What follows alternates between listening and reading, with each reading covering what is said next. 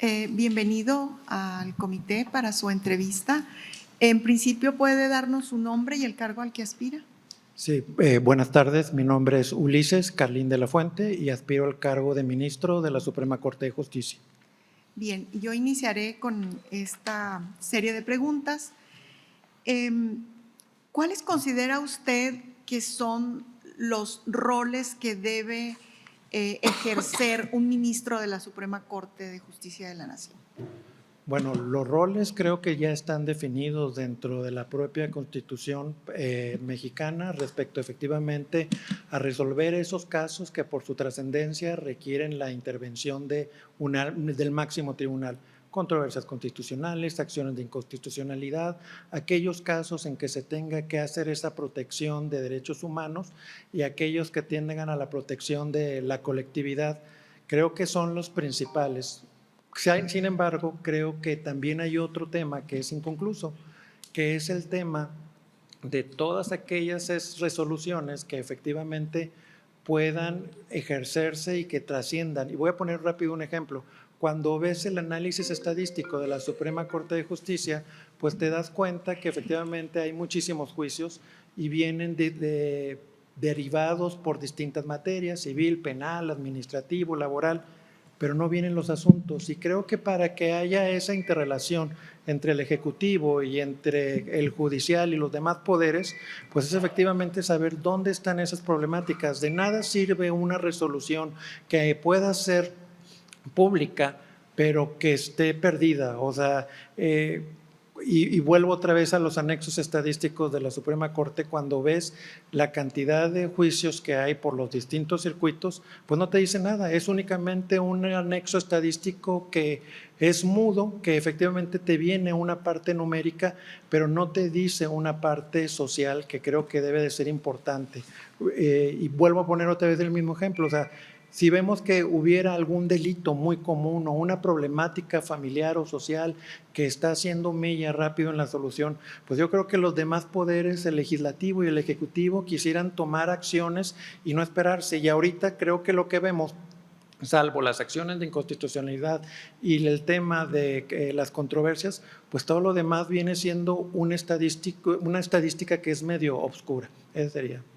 En ese sentido, en ese orden de ideas, ¿considera usted que un ministro tiene que ser más que un perito en derecho, tiene que ser más que quien esté a cargo específicamente de lo que la Constitución le dice que debe de hacer? ¿En qué sentido va esto? ¿Qué tiene que hacer ahora los ministros y las ministras de la Suprema Corte para cambiar a la Suprema Corte y hacerla más efectiva, más humana, que dé mejores resultados? Creo que el tema de sensibilidad es algo que se tiene que recuperar y no puedes tú otra vez resolver en papel. Esas sentencias, siempre se dice que los jueces hablan por sus sentencias. El reto es que esas sentencias lleguen a la población, ¿verdad? Que se sepa efectivamente que cuando hay una problemática, esta problemática se resuelve, o cuando existe efectivamente un castigo, pues este se debe de efectuar, se debe interponer. En el caso en particular, creo que un ministro sí efectivamente tiene que ser perito de peritos en materia de derecho por todos los asuntos que se ven en amparos, en revisión, en facultades de atracción y demás, pues tienes que ver cada una de las materias. Sin embargo, creo que no puedes alejar eso de la parte social. Creo que es un error que efectivamente tener esa discusión cerrada, o sea, que si bien es cierto, en muchos de los casos es pública, pues efectivamente es qué está sucediendo con esto. Resuelves algo, pero ¿cómo estás preveniendo? ¿Cómo efectivamente está llegando esto a tener ese impacto social? Si como sociedad queremos mejorar, queremos hacer un cambio, pues creo que herramientas sí existen, pero lejos de las herramientas tecnológicas, creo que la parte social, que es en lo que se aboca mucho la reforma constitucional, creo que es un tema toral, o sea, que no se había puesto anteriormente, que ya se cambió la Constitución, ya se cambió la ley orgánica del Poder Judicial, y creo que esa es la pauta, seguir esos lineamientos, pues que esa fue pues la voluntad del constituyente, ¿verdad? Muy bien, gracias. Gracias. Bien, en cuanto a ese análisis que se puede hacer desde este tema de la Corte, yo le preguntaría a usted, ¿qué considera que pudieran ser los límites que pudieran estarse marcando con estas nuevas reformas constitucionales enfocada al trabajo legislativo de las entidades federativas? Hay muchas entidades federativas que sabemos que no cumplen o no han cumplido con algunos esquemas legales, tienen omisiones legislativas. ¿Cuál sería ese papel que juegue la Corte en este plano? Híjole, primero, como resguardante de la Constitución, pues efectivamente tiene que basar qué es lo que dice, pero también muy importante qué es lo que no dice. Y creo que en este tipo de situaciones, cuando haces esa interpretación, pues tienes que tomar ese entorno social. En el caso particular de algunas entidades federativas, y creo que lo has publicado el INE, pues hemos visto que han estado cortas en hacer esas adecuaciones que ya tienen fecha, que ya son en febrero, para hacer esas modificaciones, de las cuales creo que nada más la mitad ha presentado iniciativas. Creo que, si bien es cierto, la obligación que es constitucional es para los ejecutivos de hacer ese tipo de llamamientos a que se cumpla con un ordenamiento específico, creo que la función también del Poder Judicial pues puede ser también exhortar, prevenir. Creo que una etapa que me ha tocado tal vez analizar y que no se contempla, decías, bueno, habiendo arriba de 300 acciones de inconstitucionalidad y mismo número de controversias, dices, no debiera haber una etapa de mediación para tratar de subsanar o arreglar ese tipo de problemas que en muchos de los casos son netamente políticos.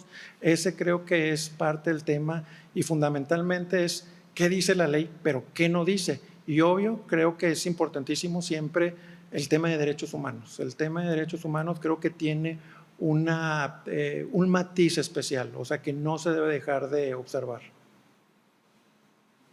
Sí. Gracias, licenciado. Licenciado Carlín de la Fuente, usted acaba de hablar al inicio de la importancia de la justicia rápida. ¿Qué medidas concretas propone para que la justicia en primera instancia del fuero común, segunda instancia fuero común y en materia de amparo sea más ágil desde el punto de vista procesal? Bueno, creo que todo proceso, y sabemos que tiene que tener esa demanda, contestación, yo agregaría réplica y dúplica, y que efectivamente den mayores elementos. La etapa de pruebas, importantísimo. Y creo que el tema que ayudaría más para efectivamente acortar los tiempos, creo que sería el tema de la publicidad, porque muchas de las resoluciones de los actos jurisdiccionales, pues volvemos a lo mismo, no son transmitidos o no dejan que las personas ajenos estén en ciertas audiencias. Claro, hay limitantes respecto a cuestiones familiares, respecto a cuestiones sexuales y demás, pero creo que cuando tienes una sociedad que está interesada, que puede acceder, que te puede preguntar, que puede hasta promover una queja, yo creo que ese sería como que el tema principal, porque todo lo dejas en manos de efectivamente de una persona, en un demandante que no tiene el incentivo de quejarse con un juez porque dice, pues va a resolver en contra mía, y el mismo un demandado. Pero imagínense que esto pudiera ser colectivo, que pudiera ser de asociaciones, que pudiera ser interponer cierto tipo de acciones en beneficio de la comunidad, de aquellas personas que se encuentran en un estado de vulnerabilidad. Creo que ese sería como un tema muy importante. La parte tecnológica ayuda mucho, pero creo que la parte de integración social creo que ayuda mucho más. Muchas gracias. Tiene aproximadamente 3 minutos para, si quiere hacer uso de la voz y comentarnos algo que quisiera compartirnos. Bueno, pues parte de la parte primero del por qué estoy aquí. Creo que cuando se abre esta oportunidad, pues aquellas personas que no estábamos contempladas o no podíamos haber estado contemplados, pues se abre una oportunidad. Y en el caso mío, que hubo muchos señalamientos por parte de esos familiares o esas redes de nepotismo, pues dije, híjole, yo soy el primero de mi familia, ¿verdad? Que que está en un cargo público, no tengo a nadie en el Poder Judicial, ni mucho menos, y creo que para mí también ese es un punto fundamental, perdón.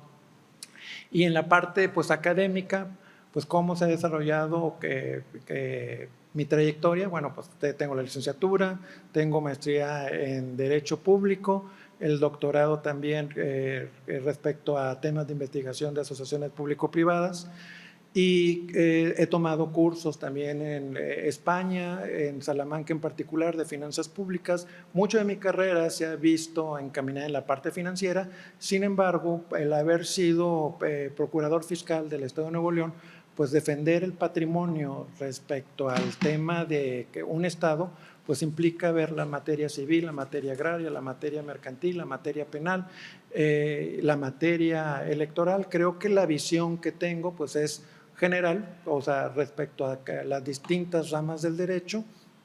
Y ahora sí, respecto al tema profesional, pues lo que son las actividades de la Corte no me son ajenas. Si checan las estadísticas de la Suprema Corte, donde vienen los estados que han promovido más controversias constitucionales, pues es el Estado de Nuevo León. Primero es Morelos y el Estado de Nuevo León. Sin embargo, me atrevería a decir que respecto a fondo… Le quedan 30 segundos. Bueno, respecto a fondo, pues Nuevo León tiene mucho más. Y bueno, primero agradecer realmente pues la oportunidad, con esto yo creo que me voy, el participar, el simple hecho de participar, creo que nos enriquece, nos quita un poquito los miedos de saber cómo va a ser el proceso, y bueno, pues agradecerle sería todo por mi parte. Gracias a usted y esté atento a nuestro siguiente comunicado. Gracias. Gracias. Muchas gracias.